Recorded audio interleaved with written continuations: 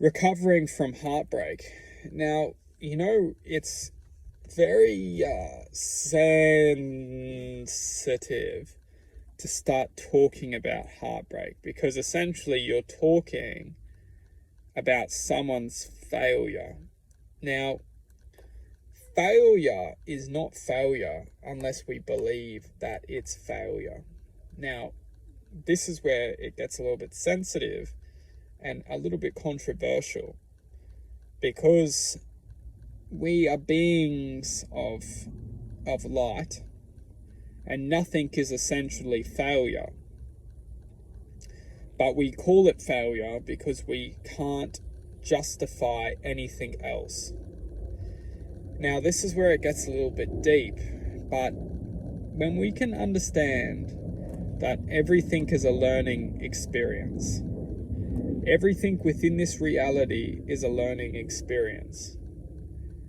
And when we can start to understand that no matter what experience has encountered, especially experiences of distort awareness, when we are experiencing anything, we are essentially adding or calculating a point of attention. And it's this point of attention, or this calculation, which we will be able to eventually, whether it's in this lifetime or the next, equate to some sense of being. We will eventually be able to use the experience for a sense of being, or a sense of awakening, you could say, or a sense of acknowledgement. And that's why when we actually start to connect ourselves to the truth being that this reality is only an experience. So as much as we learn, it's all positive, and truth being that the more we learn, the more we can stop inflicting pain and suffering within this reality. Because the pain and suffering which we're inflicting is essentially only going to be passed on. Because energy, it cannot be destroyed. So whatever we're passing on, especially if we're passing on pain and suffering, that pain and suffering will only be transferred. And this is where the magic happens, is that when somebody can take that pain and suffering and turn it into love and prosperous joy and respect, this is what we start to call being an alchemist, turning any pain or distort vibration into love and joy and positivity.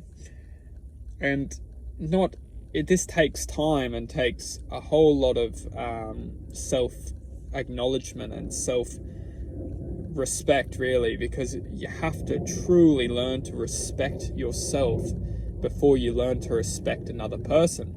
And a lot of the time when other people start to inflict this emotional or distorted vibration into us, that's when we say, that I've had enough, I want you out of my life. Well, essentially what we're doing is we're taking true love, or essentially taking love, and we are showing to love that we can't handle this vibration. And it's not the true self or the heart which can't handle it. It's our minds which can't handle it. And this is where it gets a little bit controversial and a little bit sensitive for a lot of people, is because our minds can't handle love, we run away from it, or we convince ourselves that we can't handle it. It's not the heart which can't handle it, because the heart is infinite acceptance. The heart wants to love someone. And this is the truth of our nature, is that we naturally want to love.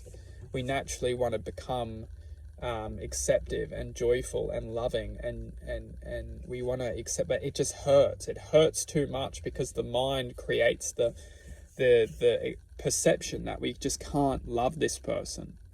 And this is where it comes to the point where we fail within our mind's justification, because the heart can infinitely love, and this is where unconditional love wraps in. But our minds choose to go against our true unconditional loving capacity.